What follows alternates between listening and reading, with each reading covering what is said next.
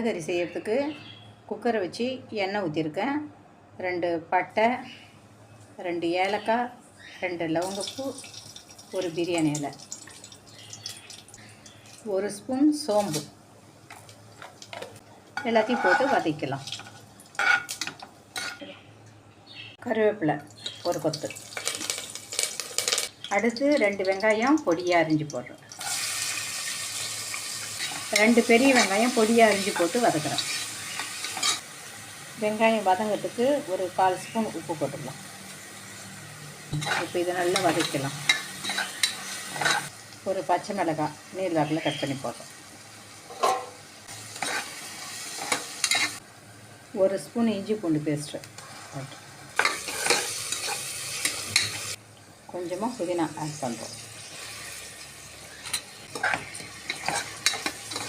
1 தக்காளி பொடியை நறுக்குது. மல்லித்தூள் 2 ஸ்பூன், மிளகாத்தூள் 3/4 ஸ்பூன், சோம்புத்தூள் 1/2 ஸ்பூன், சீரகத்தூள் 1/2 ஸ்பூன், மஞ்சள் பொடி 1/4 ஸ்பூன், கரம் மசாலா 1/4 ஸ்பூன். இது எல்லா தூளையும் ஆட் பண்ணுறோம்.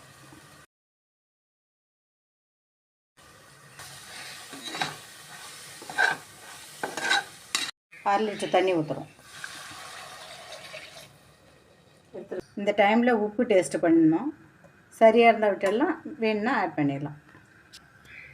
உப்பு கம்மியாக இருக்குது, இந்த அளவுக்கு உப்பு சேர்த்துக்கிறோம். இப்போ இந்த ஸ்டேஜில் உதிர்த்து வச்ச வடையை போடுறோம்.